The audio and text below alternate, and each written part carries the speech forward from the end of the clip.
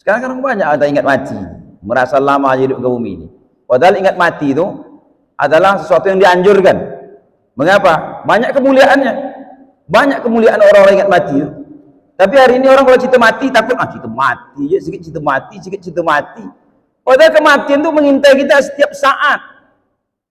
Orang ingat mati itu akan dimuliakan dengan 3 kemuliaan. Apa kemuliaannya? Dikatakan oleh para ulama itu dalam kitab At-Tazkirah di Kutubi itu, apa katanya? Man aksara zikrul maut. Barang siapa yang ingat mati, ukrima bis salatin asya. Dia akan dimuliakan dengan 3 kemuliaan. Yang banyak ingat mati, dia akan dimuliakan dengan 3 kemuliaan. Apa itu? Yang pertama, ta'jilit taubah. Dia akan segera bertobat. Dia akan menyegerakan tobat. Ingat mati, segera dia bertobat. Kemudian apa lagi? Wa qana'atil qalbi. Hatinya akan merasa qanaah, merasa cukup dengan nikmat yang Allah berikan kepadanya. Kemudian apa lagi? Wa nasyatil ibadah.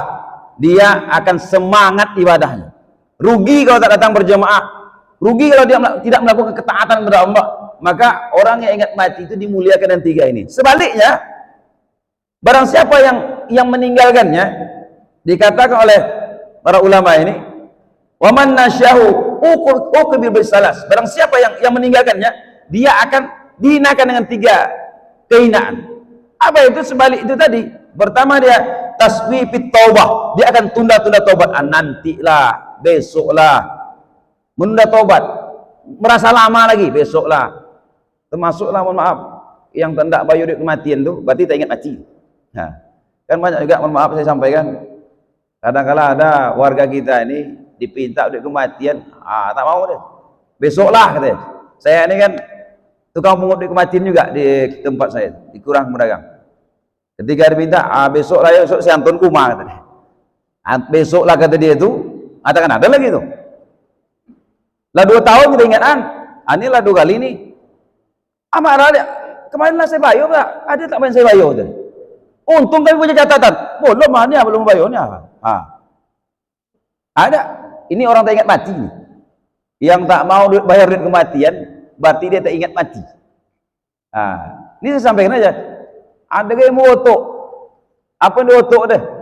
Mahal betul duit kematian. Dari 50.000 naik 100.000. Padahal harga itu setiap saat, setiap bulan, setiap tahun ada perubahan-perubahan. Harga cabenya berubah-ubah. Harga kain kapan juga berubah-ubah. Harga kayu konde berubah-ubah juga gitu. Tapi ada yang mau otok itu. Padahal berapalah ke 100.000. Ini saya ungkapnya sini. Karena kita ini termasuk semua anggota kematian. 100.000 itu kalau dibagi dengan 12 bulan, lebih kurang 8.300 rupiah cuman per bulan. 8.300, ya kan? Dibandingkan dengan token listrik kita, dibandingkan dengan paket kita, paket telepon, paket wifi kita, wifi aja 300.000 sebulan, 300-an, 400-an gitu. Ya kan? Ini duit kematian setahun sekali 100.000, banyak yang botok. Ada yang tak bayar kan? Ini salahan lah pengurus kematian. Ya tak bayar tak apa-apa. Tak masalah, nanti mati di kubur kawan juga. Iya. Takkan dibiun kawan gitu. Cuma berpikirlah, Pak. Apa sebab? Orang yang tak mau bayar orang kematian termasuk orang tak ingat mati. Bisa sampaikan jadi apa? Karena banyak di antara ada beberapa individu lah. Ada beberapa individu yang mungkin yang tak mau bayar kematian. Padahal 100.000. Padahal ini impak sedekah ini. Kita berimpak 100.000 setiap tahun. Ternyata kita tak dikuburkan di sini, dikuburkan di kampung.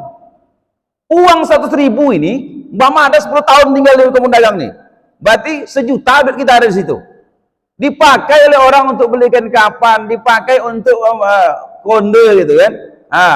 Maka selagi kain kapan itu melengket di jenazah mayat itu, selagi kerendah ini, papan kerendah ini masih ada di dalam kubur itu, masih mengalir pahalanya, masih mengalir pahala kepada yang sedekah tadi.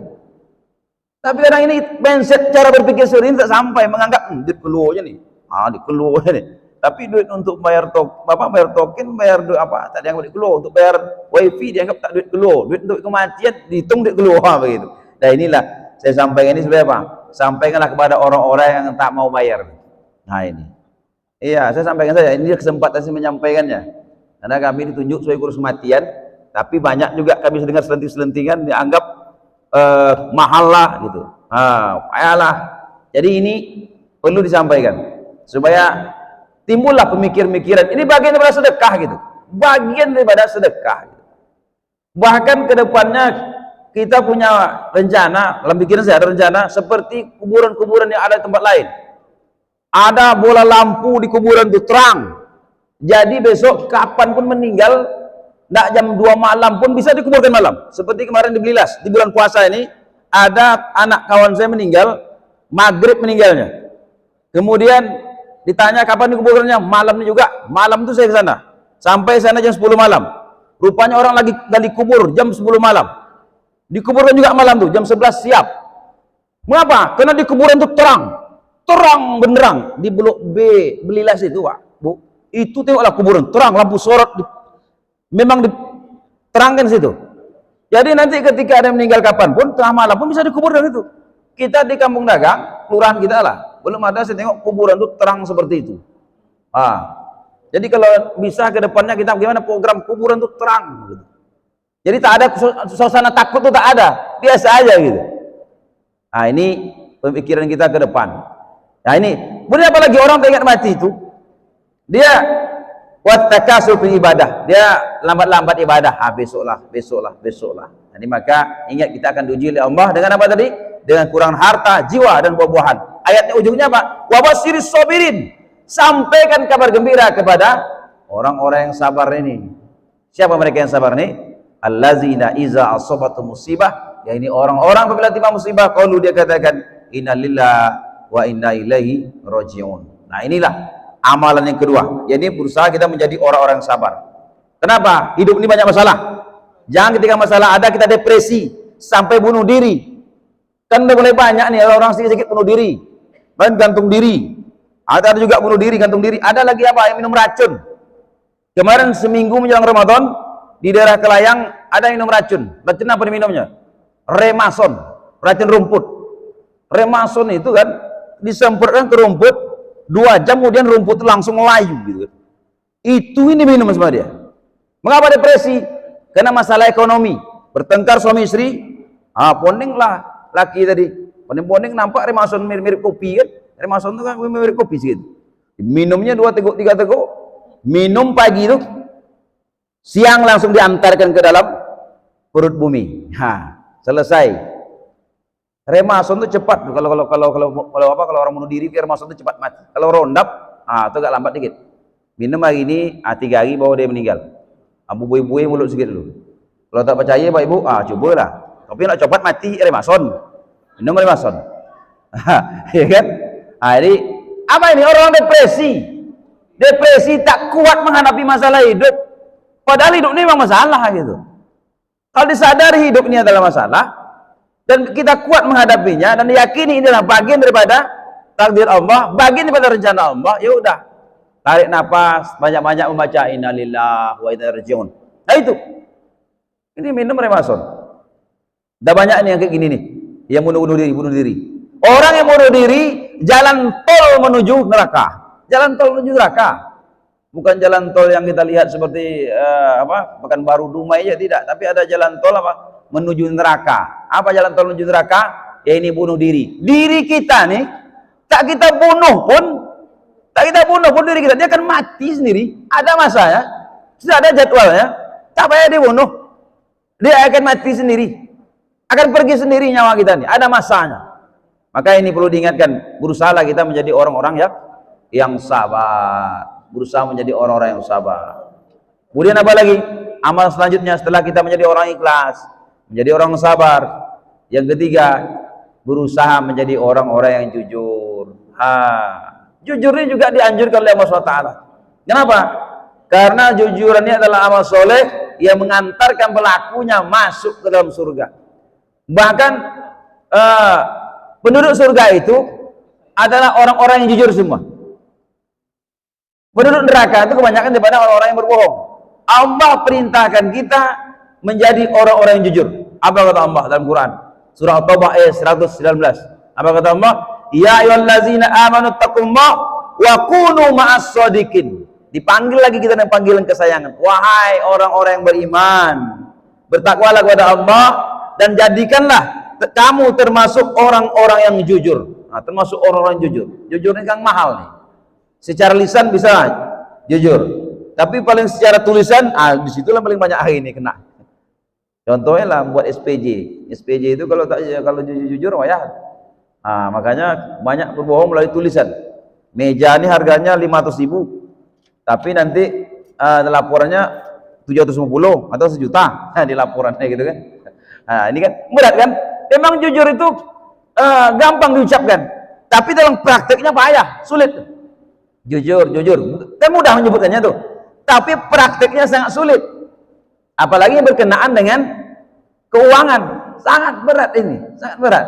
Maka kita berusaha untuk menjadi orang-orang yang jujur ini, berusaha gitu. Walaupun mungkin ada antara kita yang terjebak juga dengan kebohongan tuh. Contoh di HP lah, di telepon kawan, di mana bro? Oh saya lagi luar kota. Padahal dia ada di rumah tuh, menong-menong luar kota. Kenapa? Yang nelpon yang minta utang. Tentu mau nggak lu duit tak ada yang bayo. Bilang luar kota dulu kan. Itu. Ini termasuk. Ini terjadi, sering terjadi ini. Tak ada masalah, sering terjadi hal seperti ini. Maka berusahalah kita untuk menjadi orang-orang yang jujur ini. Nah, ada 3. Pertama, kita berusaha menjadi orang-orang yang ikhlas. Yang kedua, kita berusaha menjadi orang-orang yang sabar. Yang ketiga, kita berusaha menjadi orang-orang yang jujur. 3 baru, Bu. Pertama apa tadi, Bu? Berusaha menjadi orang-orang yang ikhlas. Yang kedua, berusaha menjadi orang-orang yang sabar. Yang ketiga, berusaha menjadi orang-orang yang jujur. Ini kita berusaha untuk mengamalkannya. Kemudian apa lagi? Yang keempat, yang terakhir, amalan yang mengantar kita masuk surga itu apa? Berusaha menjadi orang-orang yang bertakwa. Takwa. Puasa yang kita lakukan hari ini menggiring kita untuk menjadi orang-orang yang bertakwa. Bahkan nasihat takwa ini disampaikan rutin setiap minggu, bahkan setiap Jumat diantarkan, disampaikan terus pesan ini melalui apa? Melalui khutbah Jumatnya. Khutbah Jumat itu kan ada nasihat takwa, diingatkan oleh khatib, ya ayyuhallazina amanu taqullaha haqqa tuqatih wa la tamutunna illa wa antum muslimun. Diajak, ya ayyuhallazina amanu, panggilan kesayangan itu, wahai orang beriman, bertakwalah engkau kepada Allah, wala tamutunna illa wa antum muslimun, jangan kau mati kecuali dalam keadaan berserah diri kepada Allah, kecuali dalam keadaan Islam. Nah ini dihimbau terus.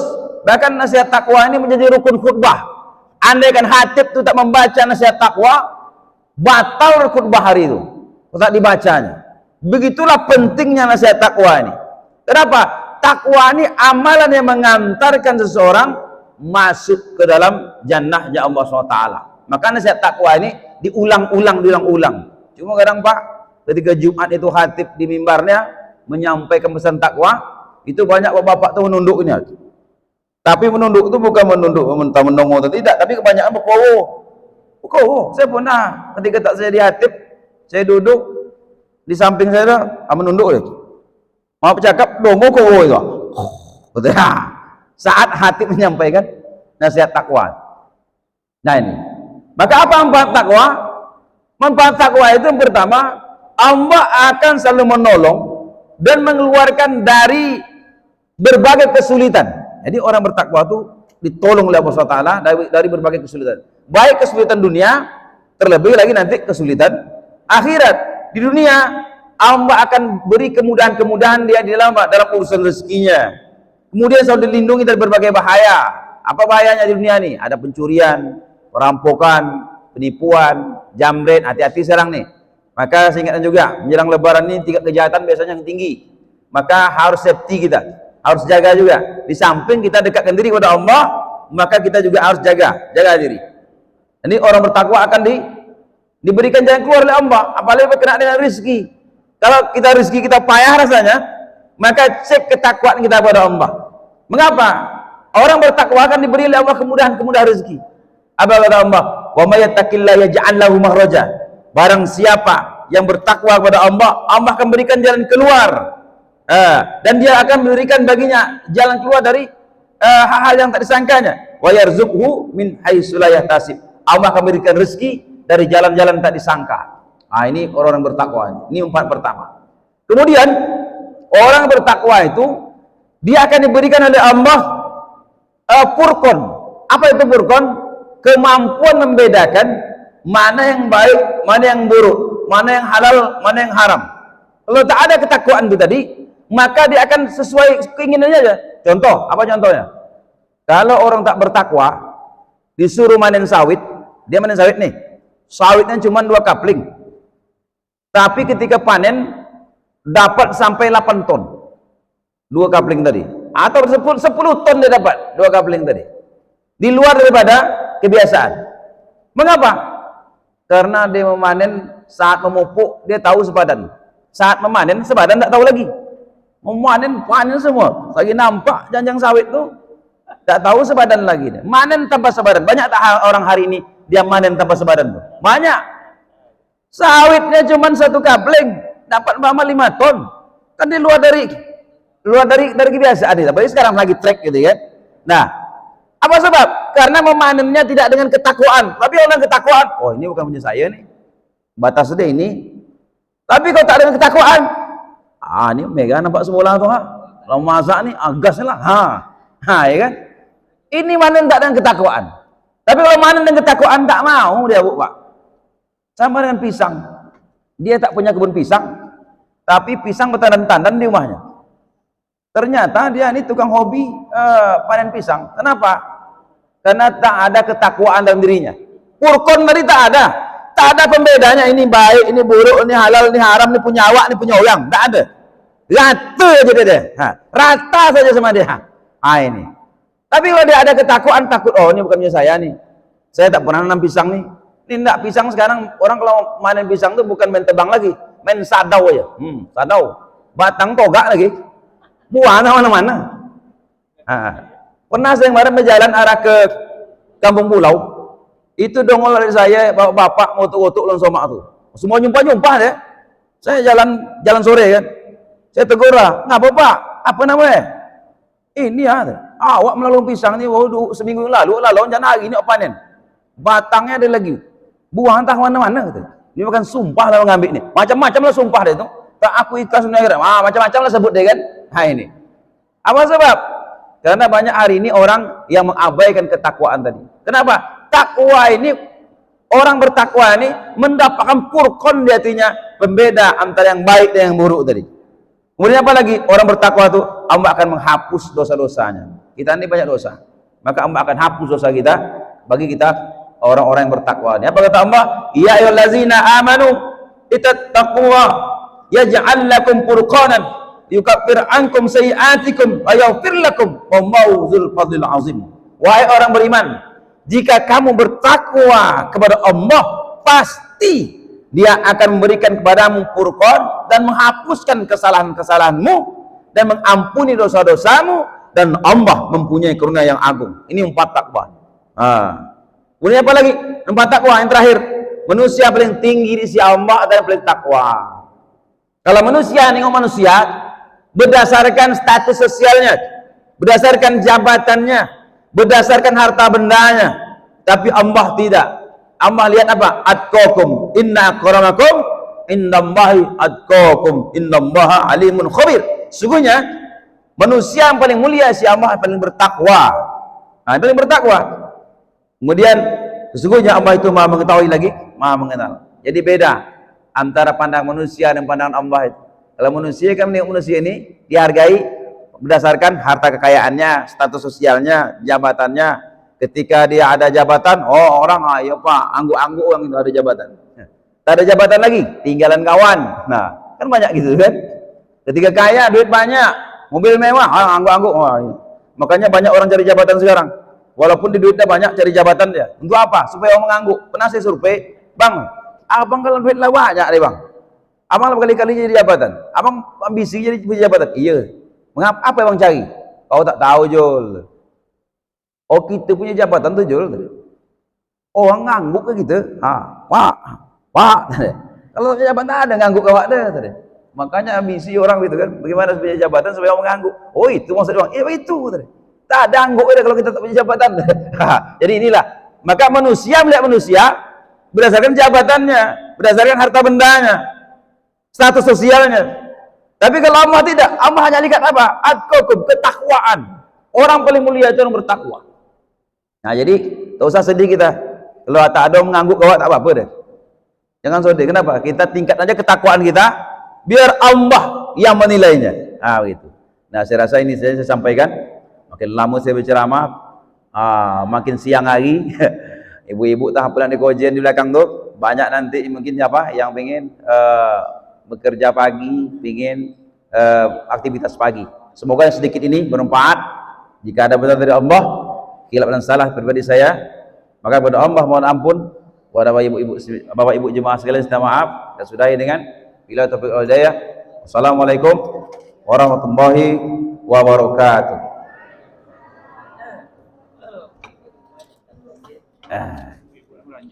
Ya.